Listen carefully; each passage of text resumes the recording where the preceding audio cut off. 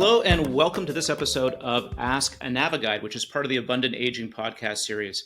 I'm Mike, your host, and on this show, we help families and really everybody tackle subjects in aging and family caregiving that can be stressful to work through. And we do this with tips and advice from the United Church Homes NaviGuide team. Our NaviGuides have decades of experience helping families work through these issues, and we want to help everyone, everywhere, age with abundance. Today, we're lucky to have Robin with us, who will help us understand Medicare brokers, Medicare Advantage brokers. On an earlier podcast, we talked about the basics of Medicare, medical care supplement insurance, and Medicare Advantage plans. And as I understand it, when you are looking at a Medicare Advantage plan in particular, very often it's helpful to work through your choices with the help of a Medicare Advantage plan broker. So, Robin, I guess first question is, can you just tell us a little bit more about what a Medicare Advantage plan broker is or does? Yes. So that is my background, although being a NaviGuide is certainly my favorite job that I've ever had. I was an insurance agent for senior health care from 1999 until about 2 years ago. I still carried a license, even though I didn't sell insurance anymore. And so I always was a broker because that was important to me. I never felt that being with one company only would allow me to provide the needs that everybody has. So a broker simply means that you're contracted with more than one company so that you can offer a broader range of services. One misconception with Medicare Advantage plans that people think is because oftentimes there's no premium or very little premium. So I think the client might believe that the agent really doesn't get paid very much either, or something along those lines. But in fact, they do. They make a lot of money off Medicare Advantage plans. So again, you don't want someone that is just with one company or has a preference for one company because although ethically they're not supposed to, they could be motivated by what their reimbursement is. I imagine that if, let's say I turn 65 and now I have the opportunity to be part of a Medicare Advantage plan. Typically, if I'm in an employer plan, I pay premiums through my paycheck to my employer. Are the premiums for a Medicare Advantage plan typically lower than what I would be paying with an employer plan? Oh my goodness, yes. Oftentimes there are not a premium. It's not a premium, especially with the HMOs.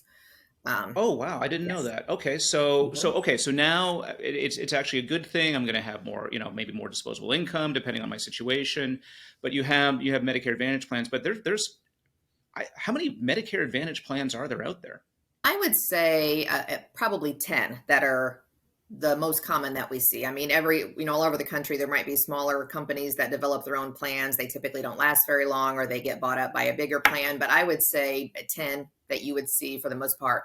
And some of those larger plans, again, might have different plans within themselves. So they could have a PPO and HMO. And then within those, sometimes they have a certain plan, but then they might tag on gold because it has extra benefits. So that type of thing. Okay, so I'm imagining myself going to the computer and signing up for a Medicare Advantage plan, and then I'm seeing that I've got, and the 10, these are all names that we know. We probably have had United, Humana, Cigna, the Blues plans, things like that. So yeah, and they're in the same business. They'll provide a Medicare Advantage plan. And so I go to the computer and I type in my county. I basically see what the plans are available in my area, and I'm going to have probably maybe 2 or 3 big carriers, let's say. And then maybe some other plans that are new to me. And then under each of them, I'm going to have PPO, HMO, gold, silver, platinum, plaid, whatever it might be. So this is where a Medicare Advantage plan broker could help, right? And how would I find a Medicare Advantage plan broker? Let's see if I can find it here. Yeah. So SHIP is the State Health Insurance Assistance Program. There is a link that maybe we can list that people can go to find their local SHIP office. They are trained professionals in these. They can also educate them on maybe what is the best plan for them and then also help find them an agent that can help them. So that's certainly what I recommend because those people are non-biased, they're trained, and they can really give good advice. So a good place to start to find yourself a Medicare Advantage plan broker, similar would be the SHIP, State Health Insurance Plan website, www.shiphelp.org. Okay, great. And okay, so now I found myself a Medicare Advantage plan broker. And what would he or she, or they asked me, if just to sort of suss me up and say, okay, here's my short list of recommendations for you. Well, if they're a broker, hopefully they're also going to present Medicare supplement plans because that's always the options. It's not always just going straight to a Medicare Oh, Advantage okay, plan.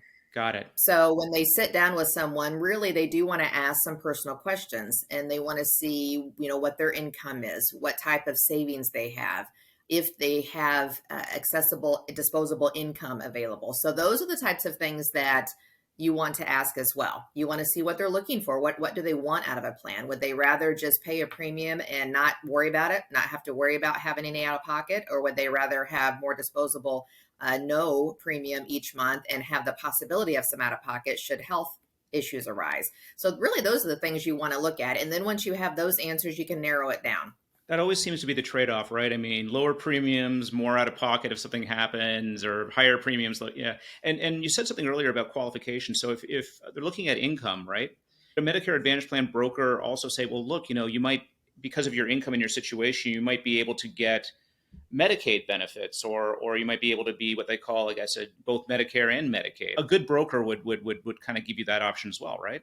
Certainly. And because you can get a richer Medicare Advantage benefit if you're considered what's called dual eligible, which is what that is.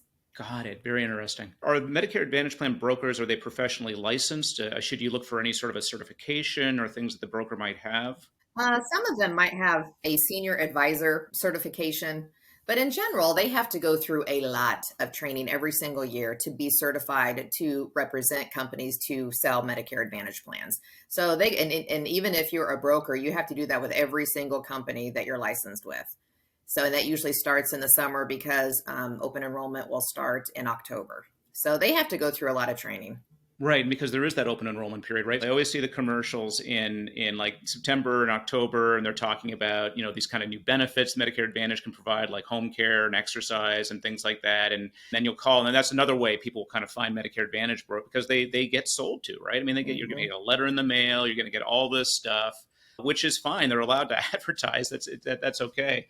But when you're looking at choosing a broker, what sort of things should you factor in to say maybe this person could help me out more than this one, or this person might have more of my best interests at heart? I mean, I think you get into this business because you do have people's best interests at heart, but just to give people more confidence with the person they might be working with. I think you could just get a feel if they just seem to be so stuck on one particular plan from the get-go. That would be a red flag. If they're not even really asking you questions that I had mentioned as far as your income, what it is that you're looking for, what do you want out of your plan, how often do you see the doctor? If they're really not even asking those questions, that would be a red flag. That they came there just to give you the one plan and that's it. Okay, so a Medicare Advantage plan broker should be interested in you as a person. They should be interested in you and your best interest, because do Medicare Advantage plan brokers get paid more if you stay on the Medicare Advantage plan that they help you choose for longer? Like if you choose, like, Yes. because I know you can change every single year, right? So, Mhm. but if you stay on a plan for longer, then that benefits the Medicare Advantage plan broker, right? Well, actually, that's a tough question because it's less headache because if they just are getting a straight premium from this person, but then they switch it up every year, bookkeeping wise, if they're self-employed or even working with a company, because most brokers are self-employed, it can be a hassle. So it certainly would be easier if they stayed on the same plan for a long period of time.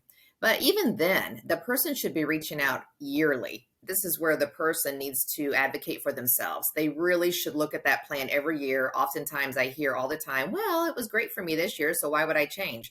Every year, those plans change. You really need to plug in those same factors. You need to plug in what your medicines are, what your network is. You need to look at all of that to make sure that the plan that you're in is still the best one for you. And if your broker's not calling you every year doing that, then that's not good either.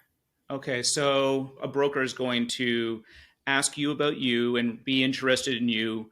They're not going to just push a single plan. They're not going to be too salesy. This is a relationship that they're trying to build, right?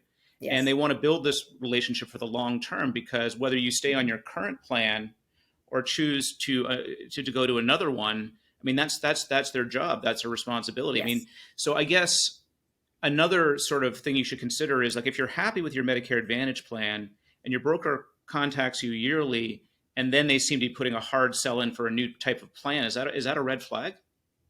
It might be you'd want to know why, because sometimes it might be that they have a better transportation benefit, grocery benefit, over the counter benefit. But although those are nice, and I know that people need that, you want to make sure that your medical needs are going to be covered to the best for you. That's interesting. It's a relationship that they'll contact you, through the life of your experience, as long as you wish, with the Medicare Advantage program. Hmm. They know that it's in your best interest to switch from one plan to the other. So if they are recommending a certain type of plan, we've talked Hmm. about doctors being in network, covering medical needs, that sort of thing.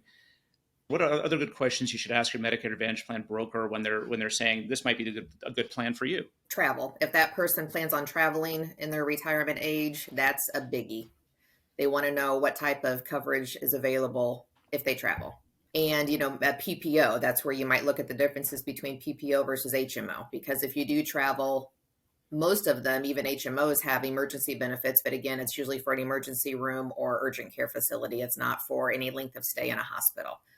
But if you have a PPO, you're gonna have coverage regardless if it's in network or out of network. And let's say it's open enrollment period and you've chosen a plan, and then oops, you know what, I like that other plan, or you've already signed the paperwork and all the rest of it. I mean, is it okay to go back to your Medicare Advantage plan broker and say, you know what, I think something just came to me, I shouldn't feel bad about doing that, right? But I only have a certain amount of time to Correct. do that.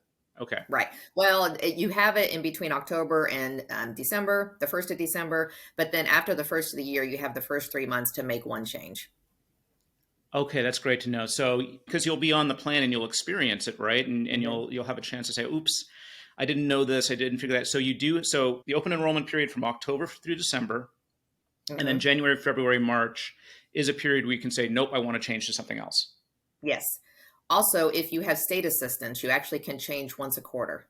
They're actually called special needs plans. So if you have a chronic illness or if you have state assistance, there's lots of reasons why you might have what's called a special needs plans. But usually, if you have those, you can switch more often if needed. I certainly don't recommend doing that once a quarter. But if you receive a notice in the mail that says your insurance company, because they must notify you at least 30 days ahead of time if they're not going to cover a medication anymore, that would give you time to get with your broker, find a new plan, and then it would become effective the first of the following month. Okay, that's great to know. So this is for special needs plans you're Hmm. talking about, right? So because that's kind of a scary scenario, right? You're on a Hmm. medication, suddenly it's not covered anymore, but there are rules around that. They Yes, can't just they can't just drop coverage, not tell you, not give you time to change. correct. Or if you move, that's another special situation from county, could just be within the same state, but to a different county. You'll have to switch to a different plan. Because Medicare Advantage plans, it's done by county. Well, this has been terrific, Robin. I really appreciate you sharing this knowledge with us. It's terrific stuff. We could talk for a long time about this, but it's time to wrap up this episode of Ask a Naviguide. And thank you, our listener, for listening to this episode of Ask a Naviguide, which is part of the Abundant Aging podcast series brought to you by United Church Homes. If you like this week's show, please like, share, subscribe. I will always say that. For more information about the UCH NaviGuide program, please visit www.uchnaviguide.org. And for more information about United Church Homes, please visit www.unitedchurchhomes.org. We'll see you all next time.